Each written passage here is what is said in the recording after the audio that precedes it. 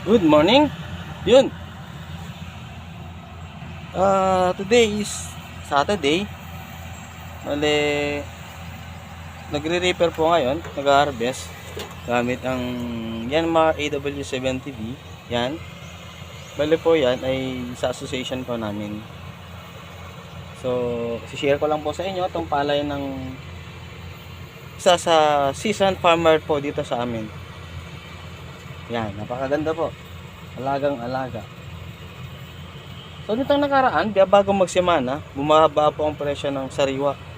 Umabot po sa 20.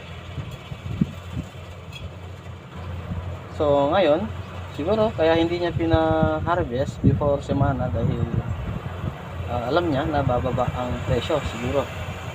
Kasi itong part na to lang ang medyo green, pero sa part doon talagang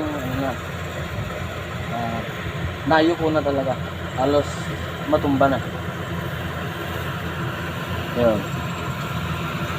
So ito ay almost more or less 0.75 hectare at siguro aabot ito ng kulang 100. Makaganda po ng palay niya. Sa part po ng palayan po namin dito, laging ang katandem po ay maisan. Ayan. Makikita nyo yung green po dyan. Ayan ay maisan. Kasi po dito sa amin, wala po kaming irigasyon. We are only rain-fed. Rain-fed lang po kami. So usually ang pag sa mas mataas na parte ng palayan namin,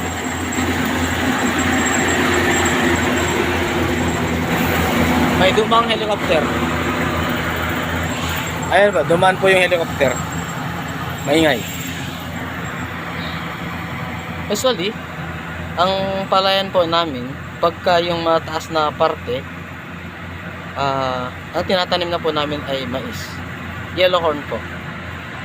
Sa mga ibang magsasaka po dito, nagtatanim sila ng sanja, yung pakwan, gulay, o di kaya yung sa East-West, yung sampalaya, ganun po. Pero pinakamarami pa rin po yung mais. Laging tandem po yan dito sa amin.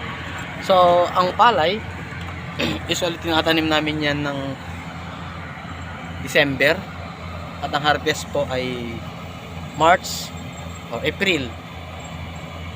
Ganun. So pagkatapos po niyan, kasi wala po kaming irrigation, so ito mababakante usually. So pag magdedepende na lang po kung may ulan ng May, June, ganun. So nababakante po ito dahil wala po kami mapagpupuhanan ng tubig.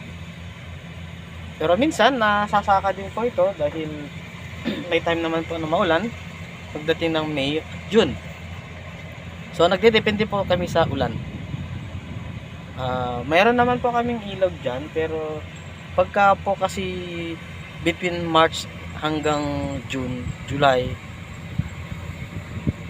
maalat po kasi, so hindi po siya mamamatay po kasi yung palay. So wala pa po sa amin dito yung palay na kayang mabuhay sa medyo may alat. Hindi pa po kami nakakaranas ng ganung palay dito.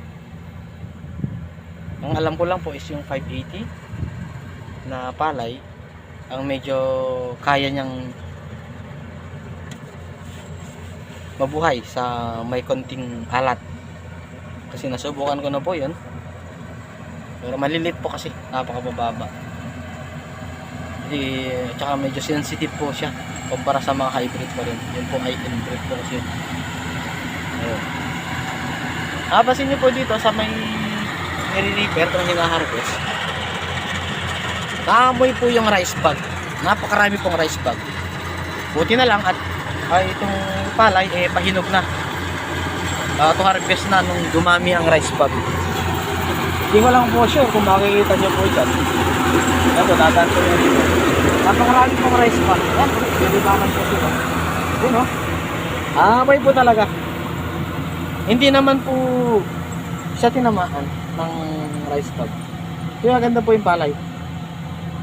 Siguro, dumami lang po yung rice bag nitong pahinog na itong palay.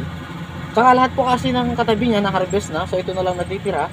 So possible po na yung mga rice bag po doon, yung mga katabi, lahat ng rice bag dyan, possible po na pumunta lawat dito.